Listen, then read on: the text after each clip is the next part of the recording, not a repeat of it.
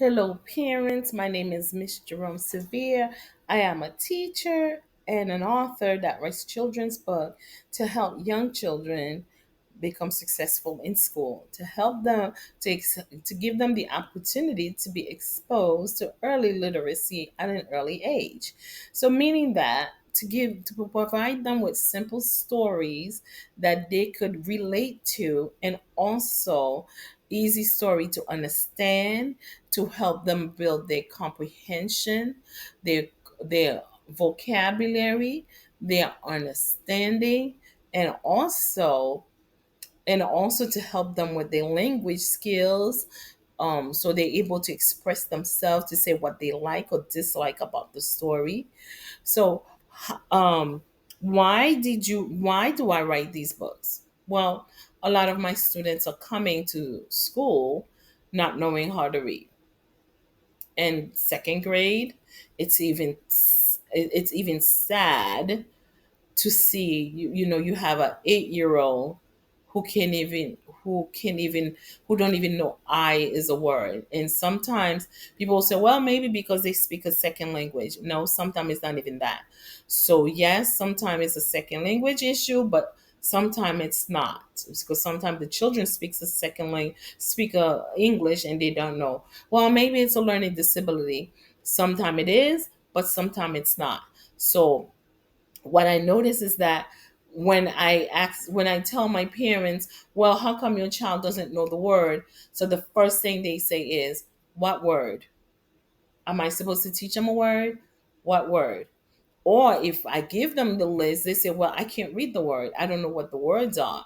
I don't know. It was challenging. It's easy to read a book it's easy to read words in a story than to read a list out. You're just going word after word daily. So so I say, you know what, maybe I should find a way to help parents better. So that's how I came about.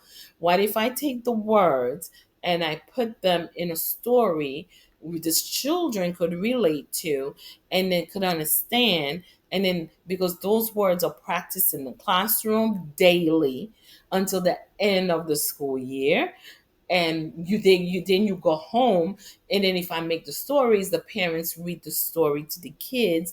Again, they get a double dose of the word, and eventually they will get the words, then just having one chance to see it, and that's only in the classroom. So where do I get these words from? The words are from the when you go meet the teacher in August. If you're in Florida, that's in a couple weeks. When you go, please ask for the list of words.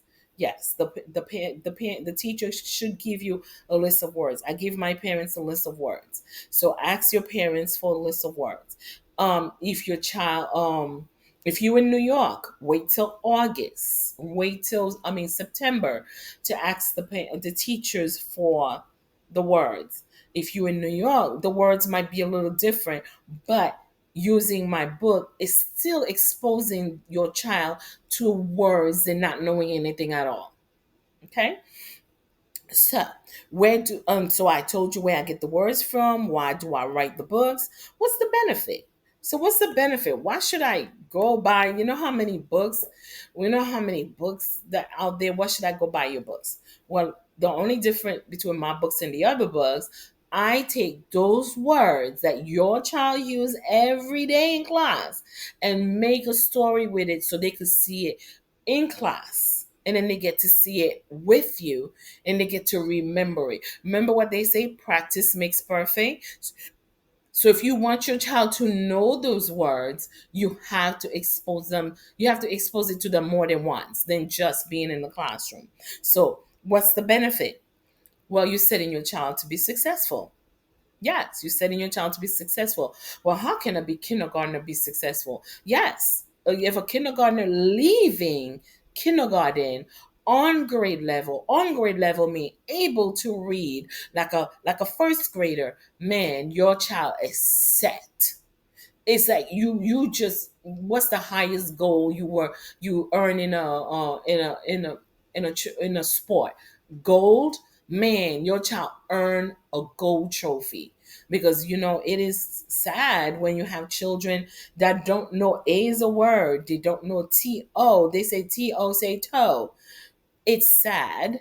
It's And then they spend a whole year with 100 word, they only know 10, and they move into the next grade.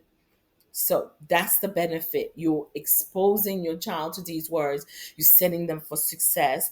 And then once they get success, honey, you don't have to ever worry about them failing the grade that's coming, because you prepared them already. Um, and then you know what? Success, you cannot buy success. It cannot be given to you. So, but I know you could help your child become successful by supporting them in class, helping them with those words.